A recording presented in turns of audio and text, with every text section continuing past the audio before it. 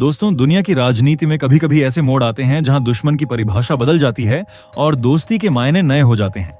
जिस ब्रिक्स संगठन को डोनाल्ड ट्रंप सालों तक खतरे की घंटी बताकर पेश करते रहे, जिसे लेकर वॉशिंगटन ने दुनिया को डराने की कोशिश की, आज उसी ब्रिक्स को लेकर यूरोप की सोच में दरार नहीं, सीधा बदलाव दिखाई दे रहा है। ट्रंप की नीति बिल्कुल साफ थी, ब्रिक्स से नजदीकी बढ़ाओगे तो कीमत चुकानी पड़ेगी, टैक्स, टैरिफ और जरूरत पड़ी तो आर्थिक प्रतिबंध। मतलब साफ संदेश था, दुनिया दो खेमों में बंटी रहे, बीच का रास्ता किसी के लिए नहीं। लेकिन अब यूरोप इस सोच से खुद को अलग करता दिख रहा है और इस बदलाव का सबसे पहला और सबसे मजबूत संकेत फ्रांस से आया है। फ्रांस के राष्ट्रपति इमैनुअल मैक्रों ने हाल ही में एक ऐसा बयान दिया जिसे महज डिप्लोमेसी नहीं बल्कि रणनीतिक चेतावनी माना जा रहा है। मैक्रों का कहना है, ब्रिक्स को दुश्मन की तरह देखना आज की सच्चाई से आंख चुराने जैसा है। उनके मुताबिक ब्रिक्स कोई बिखरा हुआ समूह नहीं बल्कि एक ऐसा मंच है जिसके तीन स्तंभ ग्लोबल पावर बैलेंस को हिला देने की ताकत रखते हैं: भारत, चीन और रूस। मैक्रो ने साफ कहा कि यूरोप और अमेरिका में लोगों को यह सोचकर डराया जाता है कि ब्रिक्स विरोधी खेमे का संगठन है, लेकिन यह अधूरी सच्चाई है। असल सच्चाई यह है कि दुनिया अब एक सुपर पावर के इशारों पर चलने के द्वार से बाहर निकल चुकी है। मैक्रो का सुझाव सीधा था, G7 और ब्रिक्स के बीच टकराव नहीं, संवाद होना चाहिए, दीवारें नहीं, पुल बनने चाहिए। क्योंकि आज की दुनिया एक ध्रुवीय नहीं रही, अब सत्ता एक राजधानी से नहीं, कई केंद्रों से तय होती है। और दोस्तों, इस बयान का वक्त किसी इत्तेफाक से कम नहीं। ये सारी बातें उस समय सामने आईं जब भारत के विदेश मंत्री एस जयशंकर फ्रांस के आधिकारिक दौरे पर थे। इतना ही नहीं, मैक्रो ने भारत को इस पूरी तस्वीर का केंद्र बिंदु बताया। उन्होंने कहा कि इस समय ब्रिक्स की अध्यक्षता भारत के पास है और आने वाली अहम ब्रिक्स बैठक भारत के नेतृत्व में होने जा रही है। मैक्रो का मानना है कि अगर ब्रिक्स और पश्चिम के बीच कोई भरोसे का रास्ता बन सकता है तो वह रास्ता भारत के जरिए ही जाएगा। यहीं से कहानी और गहरी हो जाती है, क्योंकि फ्रांस अब इस सोच में अकेला नहीं है। इटली, जर्मनी और स्पेन जैसे देश भी धीरे धीरे इसी दिशा में सोचते दिखाई दे रहे हैं। इन सब के पीछे एक बड़ी वजह है अमेरिका की अनिश्चित नीतियां, लगातार दबाव की राजनीति और ट्रंप स्टाइल अल्टीमेटम डिप्लोमेसी। यही वजह है कि एक तरफ यूरोप ब्रिक्स के साथ नया संतुलन तलाश रहा है, तो दूसरी तरफ अमेरिका की बेचैनी हर बयान में झलकने लगी है। दोस्तों, ये सिर्फ बयानबाजी नहीं है, ये उस दुनिया की झलक है जो चुपचाप अपनी धुरी बदल रही है। और यहीं से एक बहुत बड़ी भू राजनीतिक कहानी शुरू होती है, जिसे समझना आज पहले से कहीं ज्यादा जरूरी है। लेकिन उससे पहले अगर आप वीडियो देख ही रहे हो तो बस एक सेकंड निकालकर लाइक बटन दबा दो और चैनल को सब्सक्राइब कर लो। आपके लिए एक सेकंड होगा, लेकिन हमारे लिए बहुत बड़ी मदद है। दरअसल दोस्तों, में यूरोप की सोच में जो यह बदलाव दिखाई दे रहा है, वह किसी एक बयान या किसी एक घटना का नतीजा नहीं है। इसके पीछे पिछले कई महीनों से चल रही घटनाओं की एक पूरी चेन है। यूरोप को अब धीरे धीरे यह एहसास होने लगा है कि उसने दशकों तक अपनी सुरक्षा, अपनी अर्थव्यवस्था और अपनी विदेश नीति तीनों को अमेरिका के भरोसे छोड़ दिया। शीत युद्ध के बाद से यूरोप की आदत बन गई थी कि जब भी कोई संकट आए तो वॉशिंगटन की तरफ देखा जाए। लेकिन डोनाल्ड ट्रंप की नीतियों ने इस आरामदेह सोच को झकझोर कर रख दिया। ट्रंप की टैरिफ पॉलिसी, व्यापारिक धमकियां और अमेरिका फर्स्ट वाला रवैया यूरोप के लिए एक तरह का वेकअप कॉल बन गया। यूरोपीय देशों को यह बात समझ आने लगी कि अमेरिका दोस्त है, लेकिन स्थायी गारंटी नहीं। आज फायदा तो कल दबाव, आज सहयोग तो कल सजा।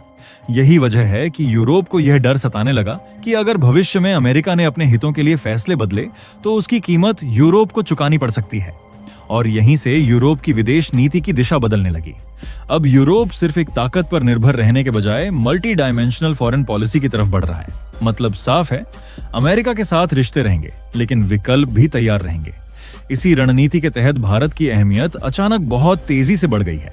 आज भारत सिर्फ एक उभरती अर्थव्यवस्था नहीं है, बल्कि ब्रिक्स की अध्यक्षता कर रहा है और दुनिया की सबसे तेजी से बढ़ती बड़ी अर्थव्यवस्थाओं में शामिल है। यूरोप को यह बात साफ दिख रही है कि अगर ब्रिक्स के साथ सीधा और भरोसेमंद संवाद चाहिए तो भारत सबसे सुरक्षित और संतुलित रास्ता है।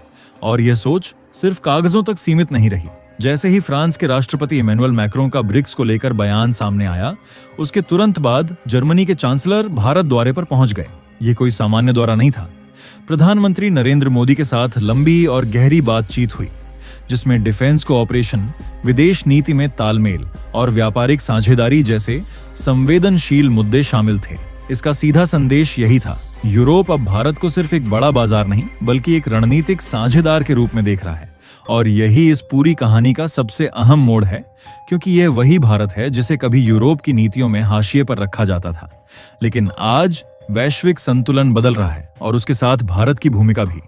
दोस्तों, कहानी सिर्फ एक राष्ट्रपति के भारत आने तक सीमित नहीं है। असल कहानी वहां से शुरू होती है जहां यूरोप ने चुपचाप अपनी सोच की दिशा बदल ली है। अगले महीने फ्रांस के राष्ट्रपति भारत दौरे पर आ रहे हैं, लेकिन यह दौरा कैमरे, रेड कारपेट और औपचारिक बयानों से ज्यादा एक स्ट्रैटेजिक रीसेट जैसा है। सूत्रों के मुताबिक इस मुलाकात में डिफेंस डील से आगे बढ़कर टेक्नोलॉजी शेयरिंग, लोकल मैन्युफैक्चरिंग और जॉइंट इनोवेशन पर बात होगी। यानी भारत अब सिर्फ खरीदार नहीं बल्कि पार्टनर की कुर्सी पर बैठ चुका है। अब जरा यूरोप के दिमाग में चल रही असली बहस को समझिए। यूरोप ये पूछ रहा है, क्या ब्रिक्स से दूर रहना आज भी समझदारी है? और जवाब है नहीं। लेकिन यूरोप खुलकर ब्रिक्स का सदस्य भी नहीं बनना चाहता। तो बीच का रास्ता क्या है? नाम से बाहर लेकिन सिस्टम के अंदर।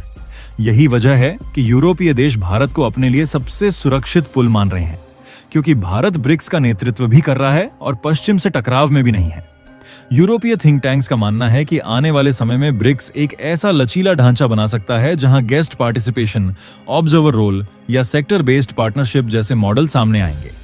अगर ऐसा हुआ तो यह सिर्फ ब्रिक्स का विस्तार नहीं होगा, यह अमेरिका की आर्थिक पकड़ में धीमी लेकिन गहरी दरार होगी। अब समझिए, अमेरिका को सबसे ज्यादा डर किस बात का है? ना चीन की सेना, ना रूस की मिसाइलें, ना भारत की आबादी। अमेरिका का असली डर है डॉलर का विकल्प। आज दुनिया का कारोबार डॉलर की नाल से बंधा हुआ है। तेल हो, ट्रेड हो या इंटरनेशनल ट्रांजैक्शन, हर रास्ता वॉशिंगटन से होकर गुजरता है और अमेरिका ने इसी रास्ते को डंडे की तरह इस्तेमाल किया। जो नहीं माना उसका रास्ता बंद। ईरान इसका जीता जागता सबूत है। तेल था, ग्राहक थे, लेकिन पैसा अटका हुआ था, क्योंकि स्विफ्ट का स्विच अमेरिका के हाथ में है।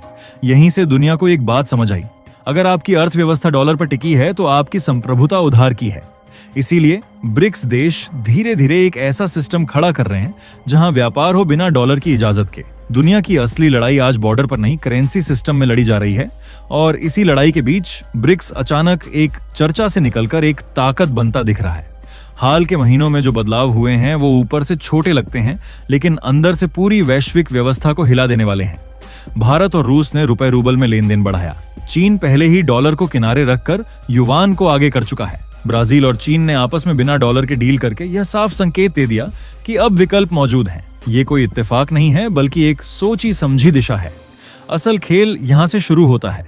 ब्रिक्स का मकसद सिर्फ व्यापार नहीं बल्कि भरोसे का नया ढांचा खड़ा करना है। ऐसा ढांचा जो स्विफ्ट जैसे उन सिस्टम्स पर निर्भर ना हो जिनकी चाबी कुछ पश्चिमी देशों के हाथ में है। अगर कल को किसी देश से मतभेद हो जाएं तो उसका पैसा, उसका व्यापार, उसकी सांसें न रोकी जा सकें। यही ब्रिक्स सोच है और यहीं अमेरिका को सबसे ज्यादा परेशानी हो रही है, क्योंकि अमेरिका की असली ताकत उसकी सेना नहीं बल्कि डॉलर है। अगर डॉलर का डर खत्म हुआ तो दबाव की राजनीति भी कमजोर पड़ जाएगी। इसी वजह से ब्रिक्स जैसे प्लेटफॉर्म अमेरिका को असहज कर रहे हैं। दिलचस्प बात यह है कि अब यूरोप भी ये बात समझने लगा है। यूरोपीय देशों को एहसास हो चुका है कि आज निशाने पर ईरान है, कल कोई और हो सकता है। अगर कभी अमेरिका से रिश्ते बिगड़े तो वही आर्थिक हथियार उनके खिलाफ भी इस्तेमाल हो सकते हैं। यही डर यूरोप को ब्रिक्स से दूर नहीं बल्कि उसके करीब ला रहा है। यहां भारत सबसे अहम कड़ी बनकर उभरता है। भारत किसी एक खेमे में आंख बंद करके खड़ा होने वाला देश नहीं है। भारत पुल बनाता है पश्चिम और बाकी दुनिया के बीच। यही वजह है कि यूरोप भारत को ब्रिक्स का गेटवे मानने लगा है। एक ऐसा देश जो भरोसेमंद भी है और संतुलित भी। अगर भविष्य में यूक्रेन युद्ध खत्म होता है तो यह पूरी प्रक्रिया और तेज हो सकती है। तब यूरोप को साफ दिखेगा कि उसका सबसे बड़ा दबाव किस तरफ से आया था और उसी दिन से वैश्विक समीकरणों में स्थायी बदलाव शुरू हो जाएगा। आज ब्रिक्स सिर्फ एक समूह नहीं रहा, ये डॉलर आधारित व्यवस्था के सामने खड़ा एक सवाल बन चुका है और उस सवाल के बीचों बीच भारत खड़ा है, बिना शोर मचाए लेकिन पूरी मजबूती के साथ। इसी कड़ी में एक प्रतीकात्मक लेकिन अहम बदलाव भी हुआ है। 2026 की ब्रिक्स समिट की जिम्मेदारी भारत को मिली है और इसी के साथ भारत ने नया ब्रिक्स लोगो लॉन्च किया है। ये सिर्फ डिजाइन नहीं बल्कि ये संकेत है कि आने वाले दौर में दिशा कौन तय करने वाला है। हालांकि चुनौतियां भी कम नहीं हैं। अमेरिका और ईरान के बीच बढ़ते तनाव, टैरिफ की धमकियां और दबाव की राजनीति भारत के लिए आसान हालात नहीं बनाएंगी। लेकिन भारत की रणनीति हमेशा यही रही है, दबाव में झुकना नहीं बल्कि रास्ता निकालना। अब सवाल आपसे है, क्या ब्रिक्स सच में डॉलर के वर्चस्व को चुनौती दे पाएगा और क्या भारत इस बदलाव का चेहरा बन सकता है? अपनी राय नीचे कमेंट में जरूर बताइए। और दोस्तों, ये थी आज की बड़ी खबर जो काफी रिसर्च और मेहनत के बाद हमने आपके सामने रखी है।